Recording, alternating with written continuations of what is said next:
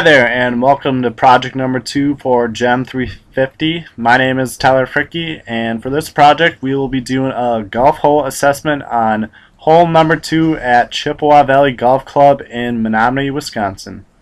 Hole number 2 is a par 4 downhill dog leg to the left that measures 325 yards from the forward tees, 338 yards from the middle tees, and 392 yards from the back tees. It's recommended that you play this hole with a long iron or wood off the tee to set up a nice 100 to 150 yard approach shot to the green. Now we're going to point out some key elements and measurements for hole number 2. Our green size is 5,400 square feet.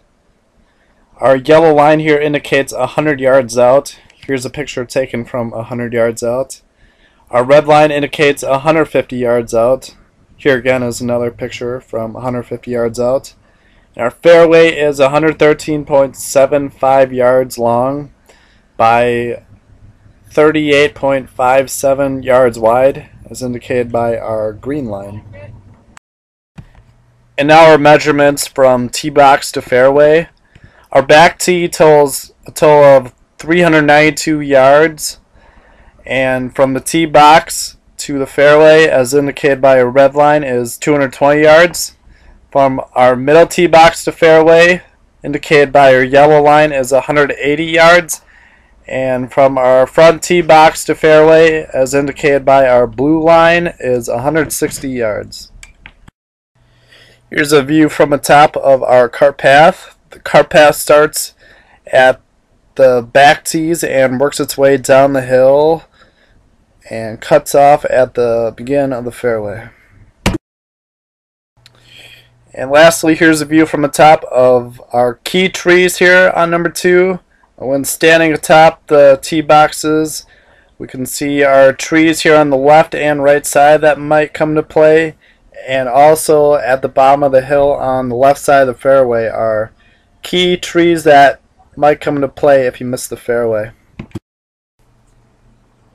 We're now going to prepare a shot analysis for number 2, analyzing our strengths, handicaps, opportunities, and threats.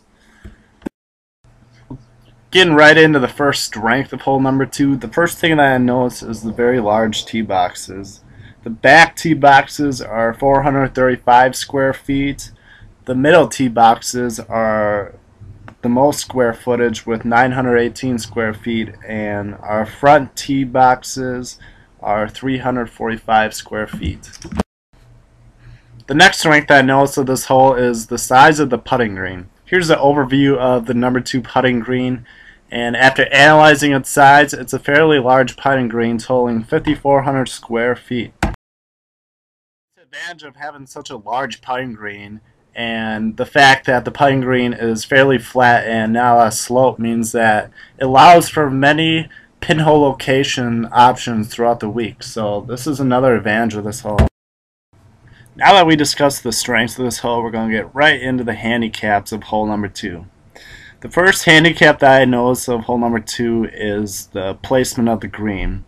I feel that with this being a dog leg hole, the green does not set up very well for a shot where players attempt to cut the corner and they don't hit the fairway. There's tree trouble in their way, and with these tall trees it's difficult to hit over the trees, and a punch shot is needed here. So my recommendation is to move the green a little to the right to line more centered with the fairway and allow for a recovery shot to save par for this hole. Another handicap I noticed from this hole are the tree placements throughout the hole. When standing atop the tee box, especially from the back tee box, we notice that there are tall wooded trees on both the left and right side. And when a player attempts to cut the corner, sometimes these trees will impede the path of their ball, and they'll either end up with a lost ball, or at the bottom of the hill on the left side of the fairway, they'll end up with tall trees in their way to the green in the rough. So I recommend either trimming these trees down or cutting them completely to improve the playability of this hole, to have a recovery shot if a player does end up in the rough behind these trees. We'll now get into the opportunities that I see for hole number 2. The first opportunity that I see for number 2 is to improve the cart paths. Right now the cart paths end at the bottom of the hill, and to improve this hole I feel that the cart paths need to extend around the fairway, as we can see in the picture, and connect up with hole number 3. By adding this cart path into the fairway, it will reduce the wear from golf carts on the fairway, and it'll increase the overall life of the hole. The next opportunity I see with this hole is to add a fairway bunker. By adding a fairway bunker, I feel it'll give the players a target to aim at atop the tee box, and it'll really improve the overall aesthetic view of this dog leg to the left. And by having this fairway bunker, it'll really give this hole some definition. The last opportunity I'd like to note with this hole is because number 2 has such a large green, totaling 5,400 square feet, in order to use the green to its full advantage, I feel that it'd be beneficial to this hole to add a greenside bunker to really give this big green some definition. The last part of our shot analysis is to discuss the overall threats to hole number 2. The first threat that comes to mind on hole number 2 are the cart paths. When pacing off the width of the cart paths, they're only 6 feet wide, and it's recommended that all cart paths be at least 8 feet wide. Now, hole number 2, the cart path goes downhill. So in order to increase the overall safety of this hole, the cart path should be extended by 2 feet wide. The last threat to hole number 2 is the overall design being a downhill shot. Players teeing off have a blind tee shot, and sometimes they might not see what's at the bottom of the hill in the fairway.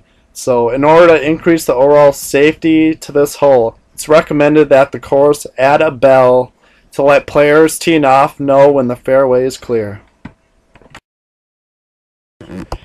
This concludes my hole shot analysis of number 2 at Chippewa Valley Golf Club.